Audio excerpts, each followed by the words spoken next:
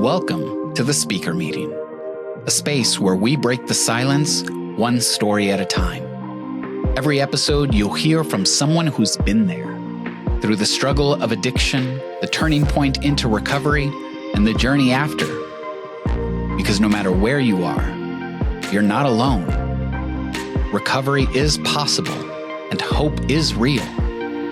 My hope is that by sharing these stories, you'll believe it to be true. My name is Chibi. My sobriety date is April 5th, 2024, and this is the Speaker Meeting.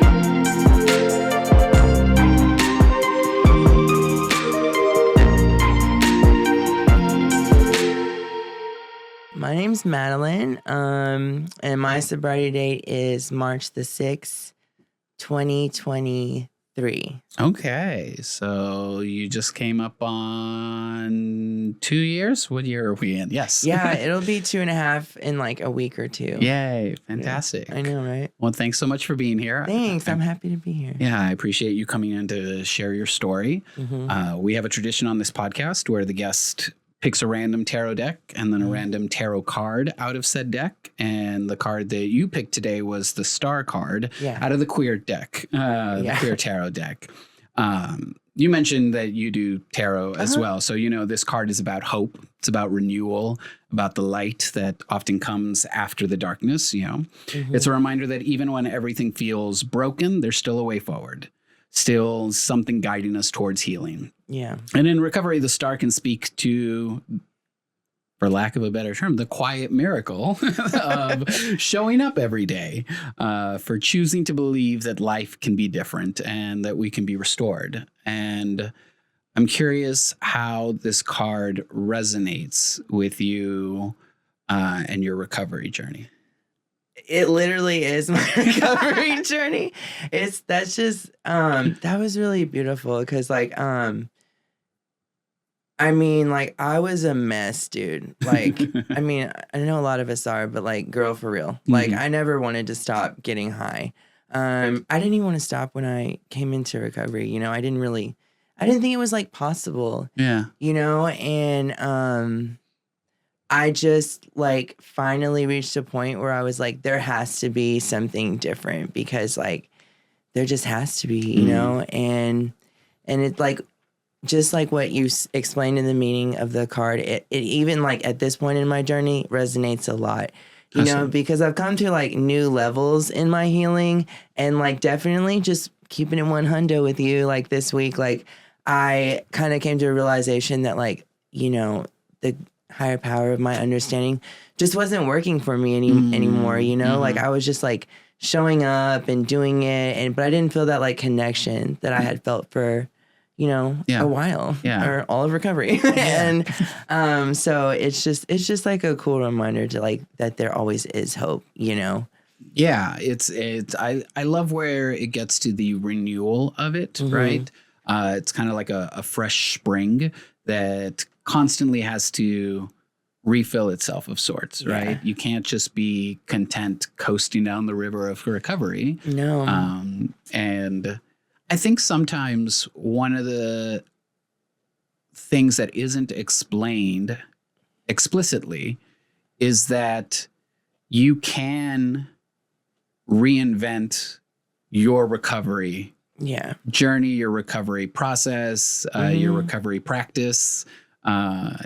Like you said, your higher power is just kind of not vibing anymore. Yeah. And you had to create a new one for yourself, and that's okay. Right. And it's like, I feel like if I'm growing, I feel like that concept should too. Yeah, exactly. You know what I mean? Like, so.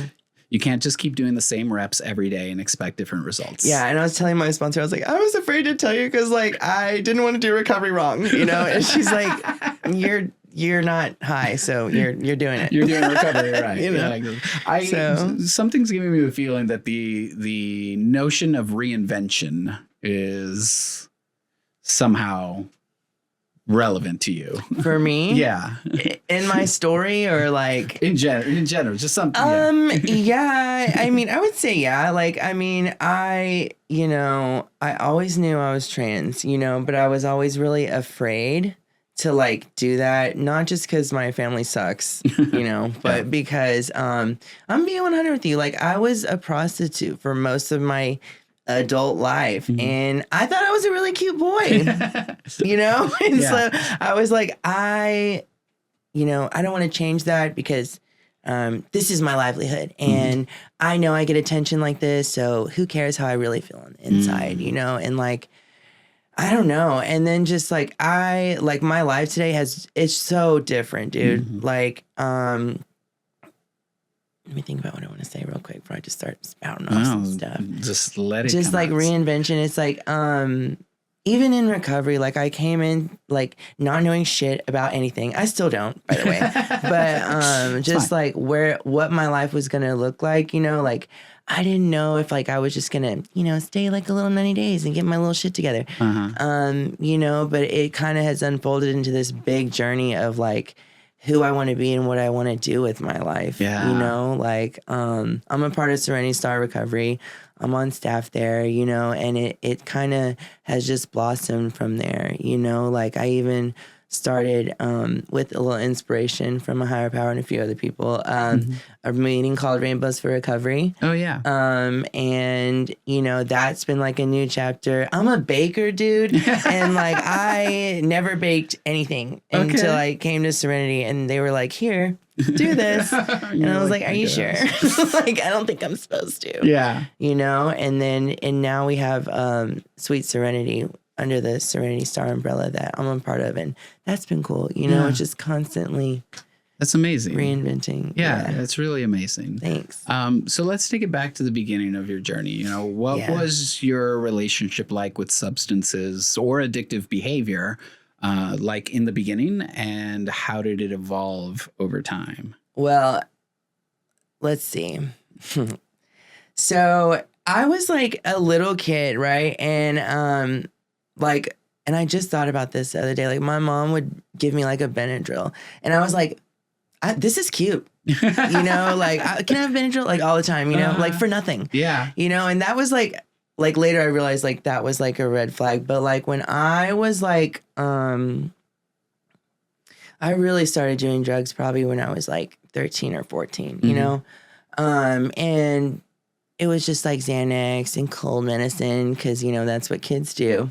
And it kind of evolved pretty quickly. By the time I was 16, I was like, you know, doing blow and like going to raves, you know, underage clubbing, all the things. But like my friends, like just prime example, New Year's 2009, my friends all took like 1 or 2, and I took like 9 hits of X, you know, because like I was extra. Yeah. From the jump. Yeah. You know, like I would always do more when people aren't around, you know, and it's like, I just wanted to, you know, like I wanted to be high, and I wanted to be a junkie because like, I just hated myself so much, you know, I felt so different.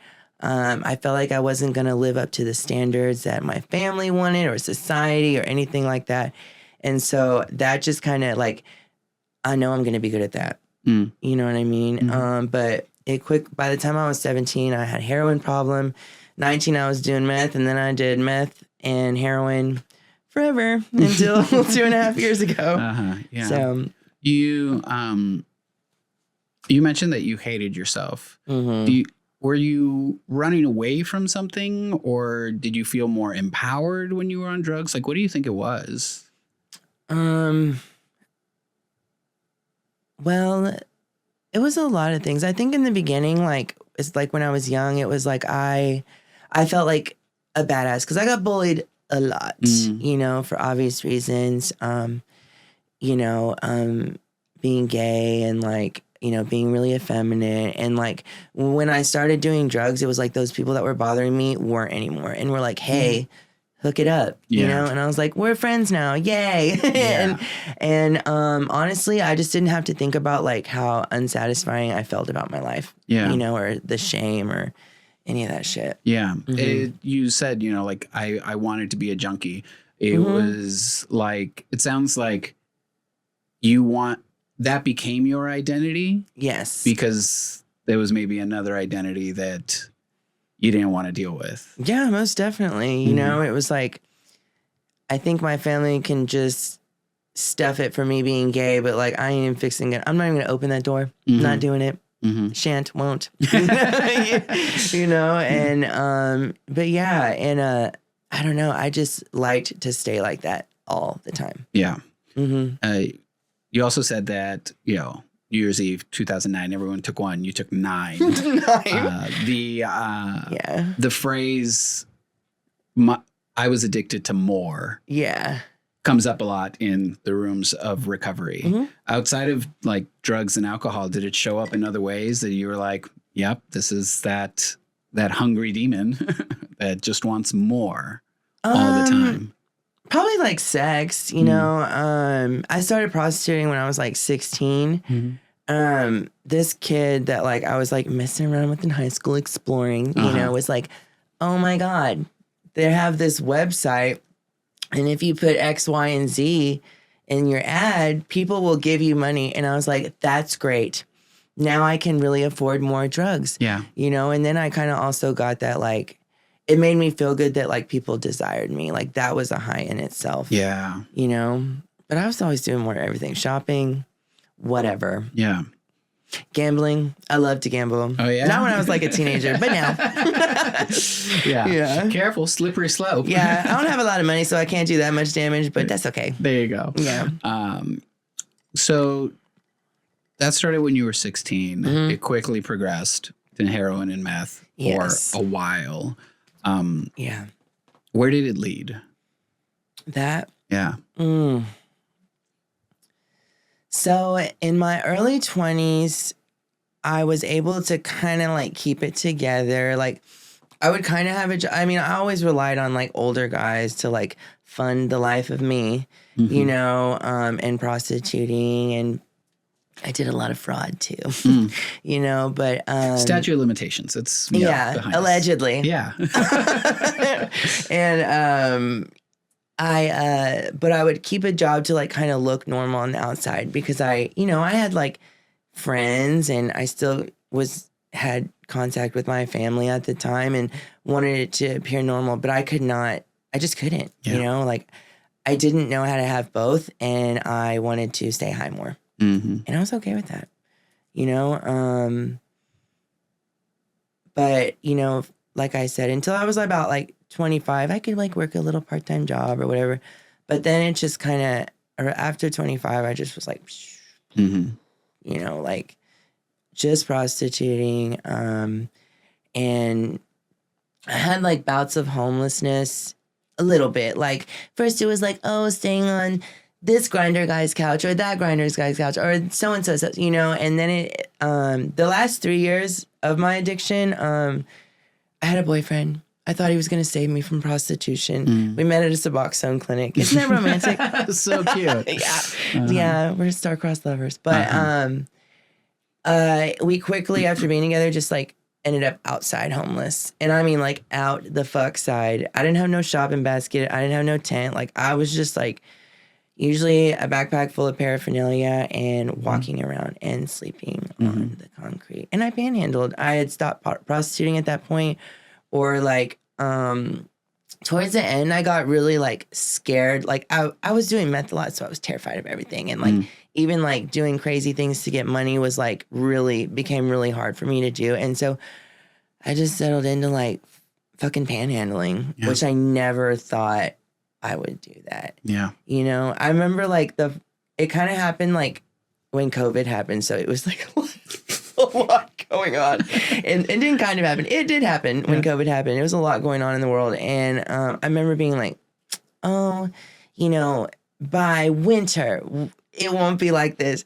And then summer would come and I'm like, we're not doing another summer. And it was like, the next thing I know, 3 of those seasons had passed. And I was like, what? You know? Yeah. Where were you living at the time? In Dallas. Okay. I didn't mention that. No, that's fine. From Dallas, Texas. Big metro area. Okay. I mean, I only stayed in the same like 3-block radius off Oaklawn. Really Maple Avenue. Oaklawn's like kind of like where it looks like nice and the gays go out tank. I was on Maple a block over, which is a little bit more wild. Okay. I'm not fully familiar with Dallas. Just barely. I like San Antonio better. People are a lot nicer here. Yeah. They are. Yeah. It's true. Mm-hmm. I won't go into that. You don't need to. That's a can of worms And that we you know don't need what? to open on this podcast. Just real quick. Just real quick. I always said it like, because I lived in Austin for a little bit at one point, like just, a couple geographicals that did not work, but I was always like, I will never live in San Antonio. Like, that's not happening. I'm not doing that. Didn't know anything about it. Had never been there. Just was like, no. But obviously God is like real funny. Yeah. So, Yeah. I mean, they say do the opposite of whatever it is that you want to do. Yeah. Right? So, which happens a lot. Here we go. So then you got sober like 2.5 years ago. Was that your first time attempting sobriety? I mean, for real, yeah. Like, I would do like little fake ones, like where I would live in a sober living, but still take like, any prescription med that wouldn't show up on a drug test, or ones that did, or like just hang out until they figured out I was using. I would just like, I never did it. I was full of shit. Yeah. And I was never like, I really want to get sober. Like, I was like, I just need like to chill. Yeah. For like a week. Yeah. Maybe like a month or two, or, but I was always using. And I had like periods where like I wasn't doing, heroin or whatever, but I was on Suboxone and meth and crack. So there's always something. Yeah. Yeah.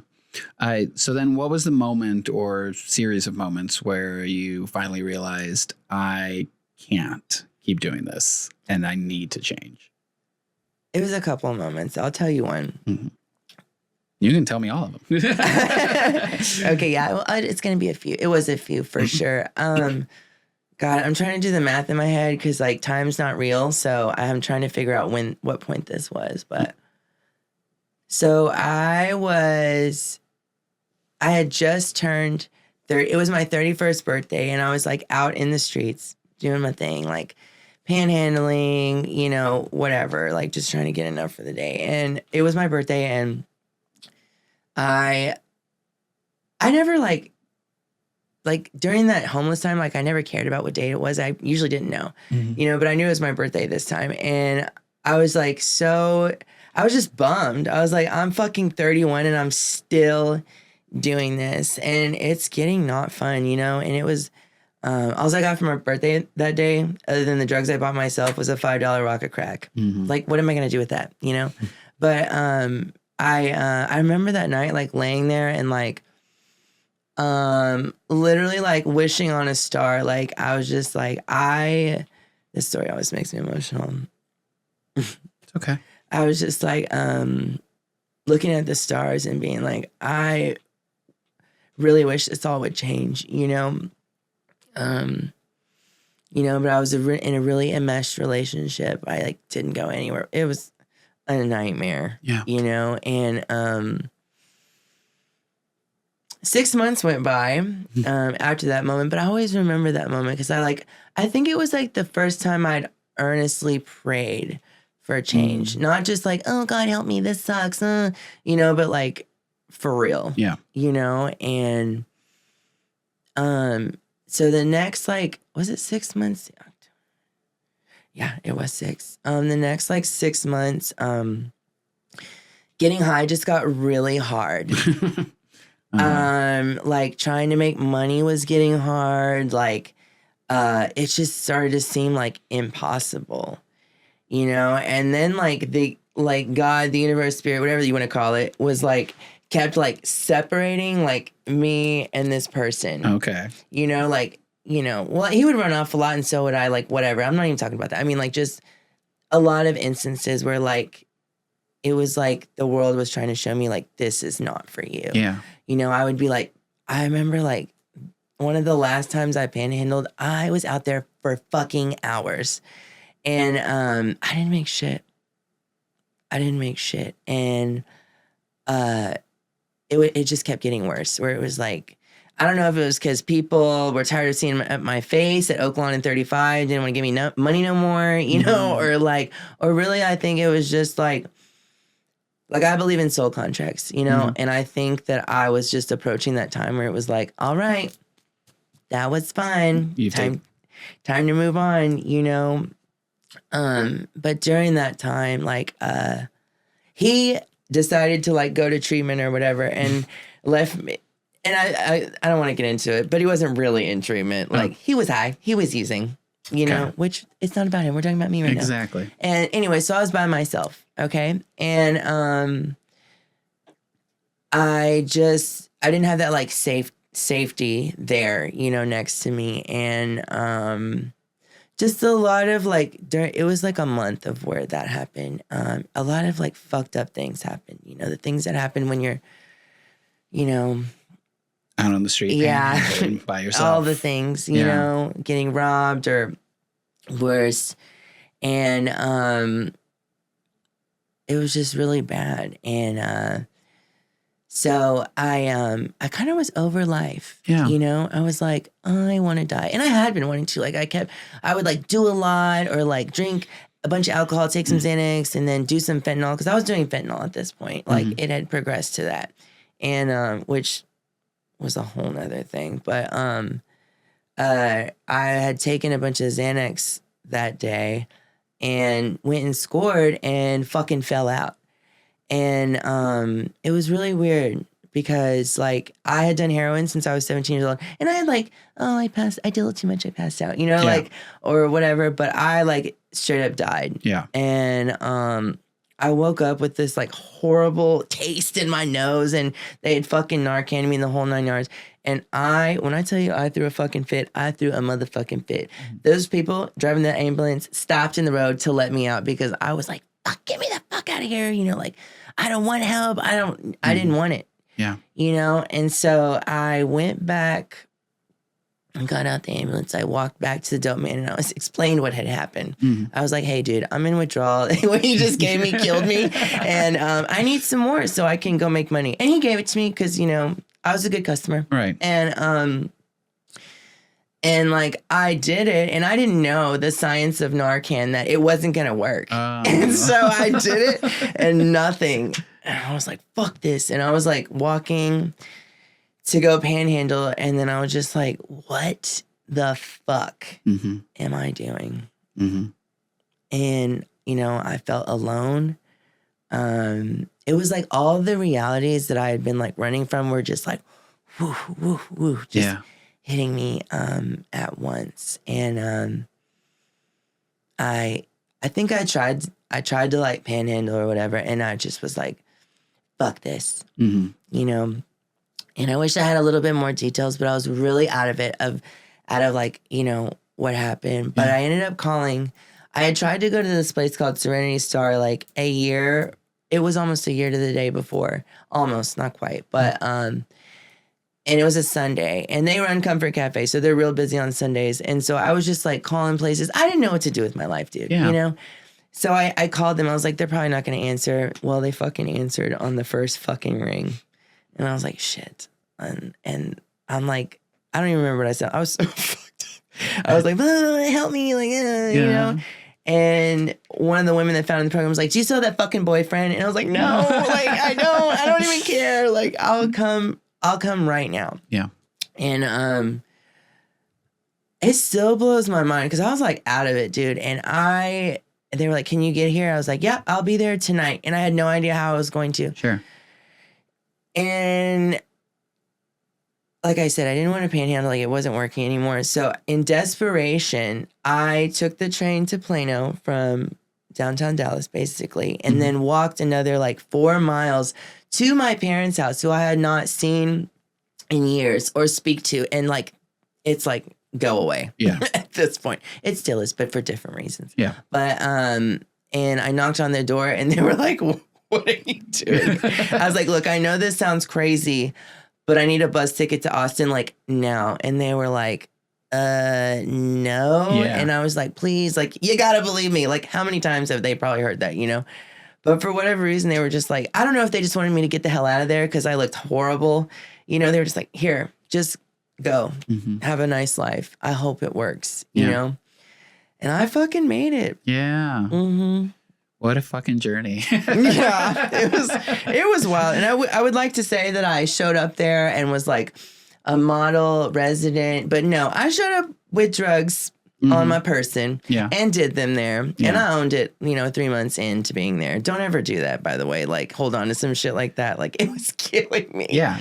But, I didn't really know, like, the possibilities of, like, what recovery could look like until I got there. Like, I wasn't serious. I just literally didn't know what to do. Yeah. And I knew that they were a bunch of, like, spiritual hippies in recovery. And I could, get down with that. Like, I didn't know. Yeah. I mean, it's the adage of nothing will change until the pain of staying the same is worse than the pain of changing. And it did. I'm a stubborn bitch, dude. Yeah. Like, I probably should have, like, figured that out. Are you a Taurus?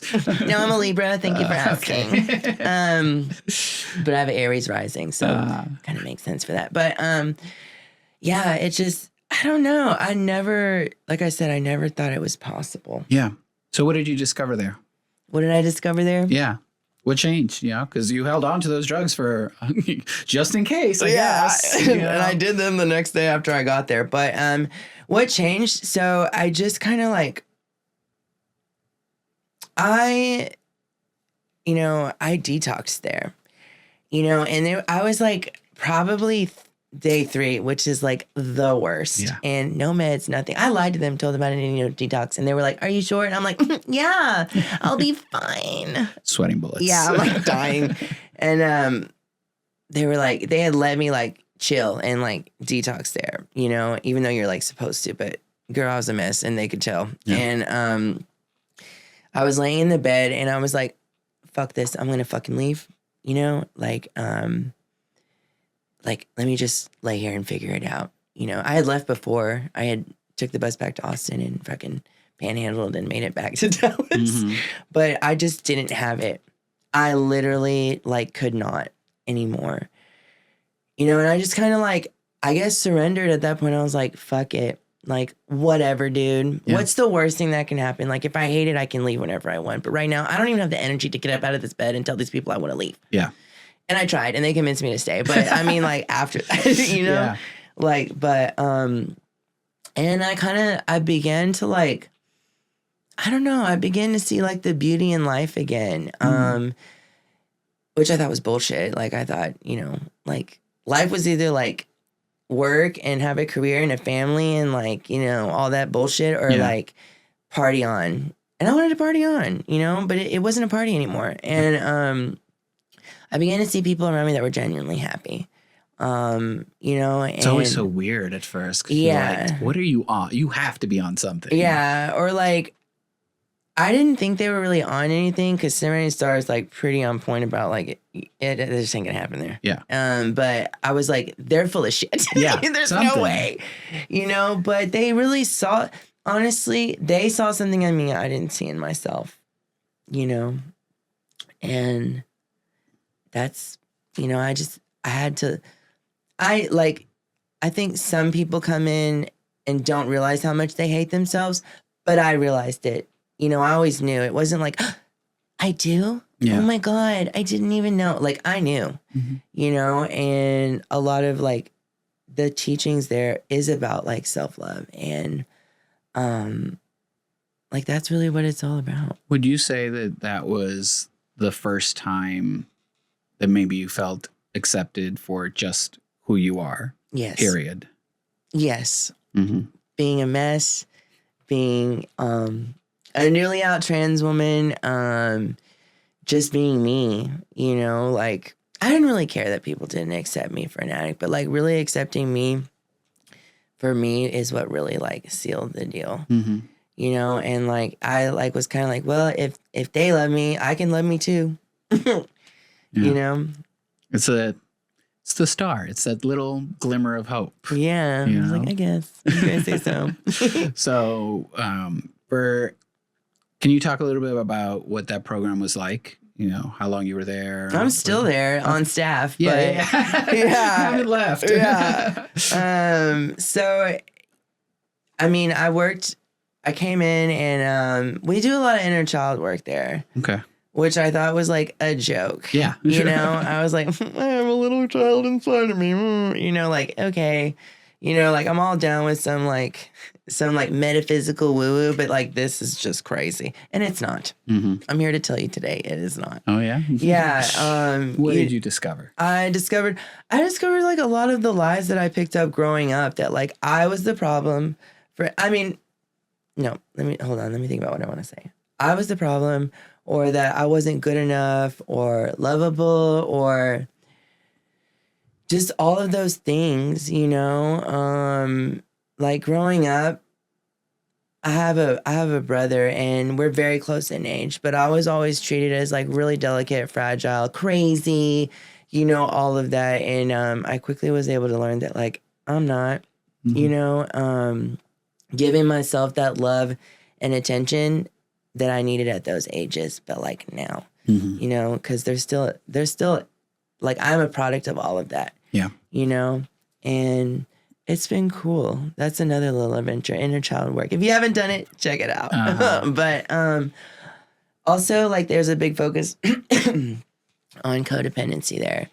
And literally like when I remember like one of the first like coda classes like I was in, they were like listing all like the patterns, you know, and I was like, that is literally every human ever. So y'all are crazy.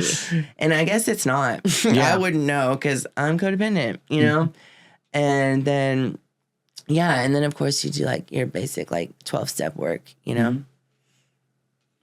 And yeah. And then service. Like that is that's kind of, I don't want to say that's it for me, but it kind of is it for me. Sure. Yeah. Like really, because like, let me tell you why. Because like all of my life, like I was a fucking taker.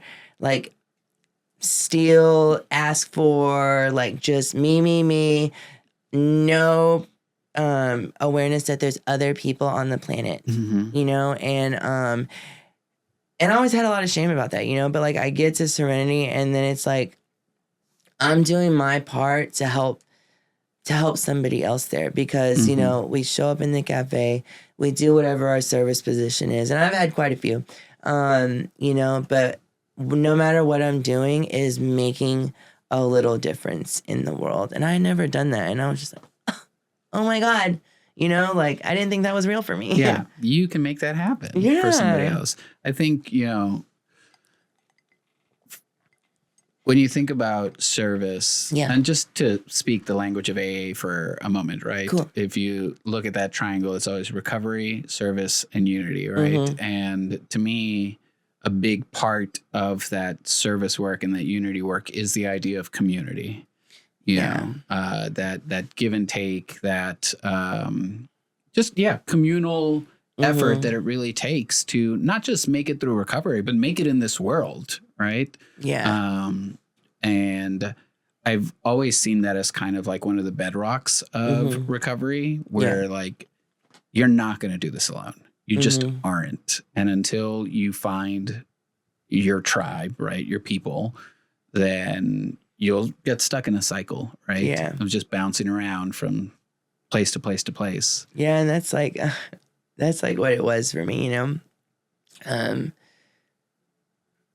I just, you know, been running around for years in like that like dog eat dog, like criminal activity, P&P scene. You know, I didn't know what it was to have people around you that genuinely care about you. And they all get you because they're all fucking addicts and alcoholics, you know? Yeah, exactly. And it just blew my mind. It still does. Yeah. So then what does recovery look like for you now, and how do you keep going? Recovery looks like for me now.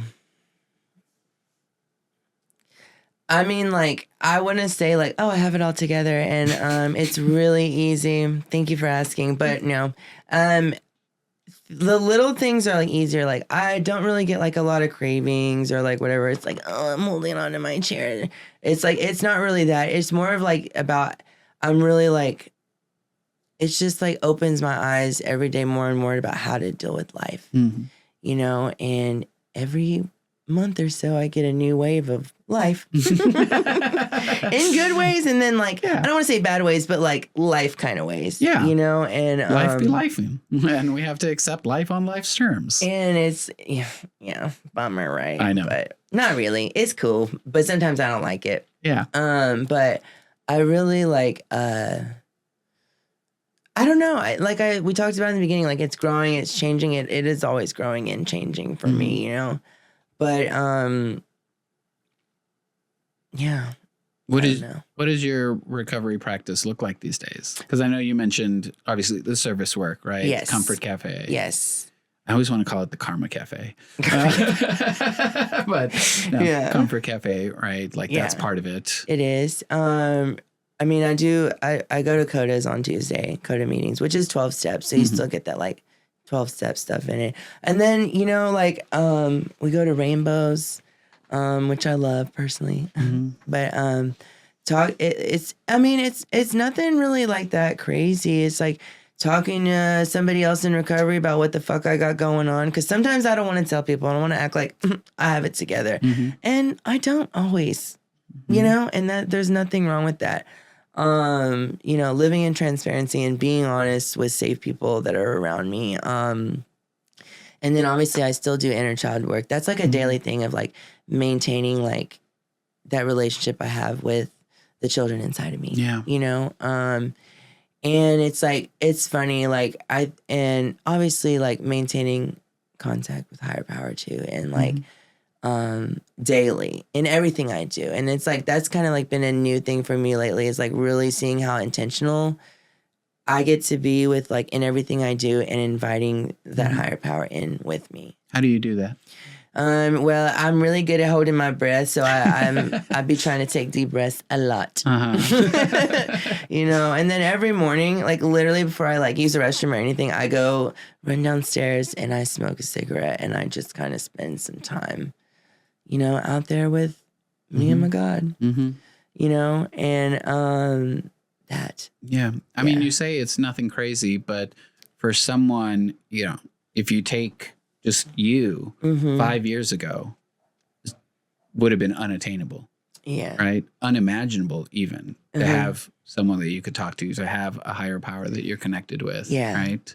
So these days it feels very normal and like nothing really special. True. But definitely I think for someone that might be early in recovery or not quite yet in recovery, these things feel out of this world. Yeah. You know?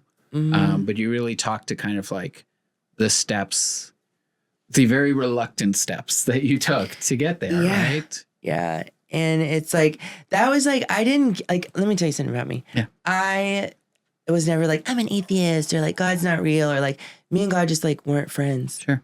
I seen it working for other people, and I believed, I like, you know, like I said, I love tarot, always have all the metaphysical, spiritual things, but let me tell you something, you cannot find God in a book. It doesn't work like that, you know, and I never realized that like, that's what like recovery was really like about finding that. Like, I thought it was like, I have a problem and I write down a bunch of stuff I don't want to tell anyone, and me, you know, like I just like I didn't get it before, and I didn't want to, you know, but I guess being desperate will help you get it. Yeah. I mean, we were talking at a meeting the other day at a rehab about that idea of like, it's the worst among us that climb the highest, you know? And it does take that kind of desperation, that surrender that you talked about, to really open yourself up to the possibility of anything else but this life. So sounds like you've kind of found that journey, right? Because it's not a destination. No. But you have found that path and keep walking down it. Yes. So quite an amazing journey. Yeah. I would say. It's been wild. Yeah. Well, thanks for opening up about it. Of course. Let's get into some rapid fire, shall we? Okay. I really want a sound effect of like a clock, just. That'd be good. Right? Yeah. I need to get it. Okay. So fill in the blank. Recovery has given me. Purpose. What's one word you'd use to describe your recovery journey? One word to describe my recovery journey. It's going to be kind of two. A miracle. A miracle. There you go. What's a daily habit or ritual that keeps you grounded? Breathing. If you find yourself struggling or triggered, what's the first thing you do? Tell my brain to stop it. Mm-hmm. This or that, morning routine or night routine? Oh, both. Can I pick both? Yep. Because it's going to be a both for me. Meditation or movement? I don't know. What is movement?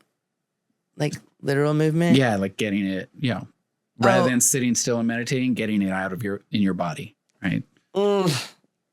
You're like, neither. I'm a Libra, so this is like the worst thing ever. Or both. I'm a Gemini, so I totally relate. It's probably both. Okay. Talking it out or writing it down? My sponsor would want me to say writing it down, but for me, it's going to be some talking it out. Okay. Coffee or tea? Coffee. Name one book, song, movie, or TV show that's been meaningful to your recovery. One song. This is so corny, and I would never want the world to know that like I'm a big fan of Sia. But like when I came in to the program, Unstoppable by Sia came on, and like sometimes I just hear it when I like really am going through some shit. So short answer, Unstoppable by Sia. Mine is cornier. When I went to rehab, Eminem had just dropped his Recovery album. Hell yeah! And that I forget the name of the track, but that track was the one that I kept listening to. I'm like, this is so cliche and corny, but it is what it is. Yeah, it's just that one where I hear it, I'm like, oh, thanks. Yeah. A piece of advice you return to when things get tough. Let me think. When things get tough, pray. What's one phrase or mantra that you carry with you?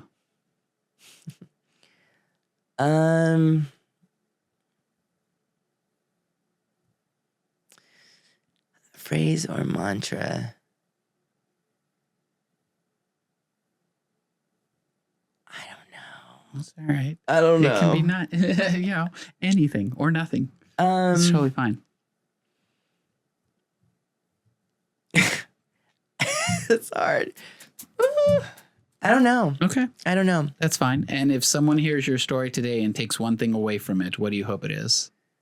That anyone can do it. Mm-hmm. No matter like how hard you think you are or like bottom of the barrel, like you can fucking do it. Yeah. Yeah. And you're like, look at me. Yeah. Hello. You're welcome. Well, thanks for being a living example of that. Oh, you're welcome. That's it for this episode of The Speaker Meeting, breaking the silence one story at a time. A huge thank you to our guests today for sharing their journey with us. Recovery isn't easy, but conversations like this remind us that we're not alone and that change is possible. If you're struggling, know that there is help and there is hope. You don't have to do this alone. For immediate support, you can reach out to the Substance Abuse and Mental Health Services Administration Helpline at 1-800-662-HELP. That's 1-800-662-4357. It's free, confidential, and available 24/7. And if you'd like to share your own story, I'd love to hear from you. You can submit your information at geminisproductions.com/thespeakermeeting. And if this conversation meant something to you, help us spread the word. Subscribe, leave a review, and share this episode with someone who might need to hear it. The more we talk about recovery, the more we remind people that they are not alone. Thank you for listening, and until next time, take care of yourself, take care of each other, and remember, recovery is real.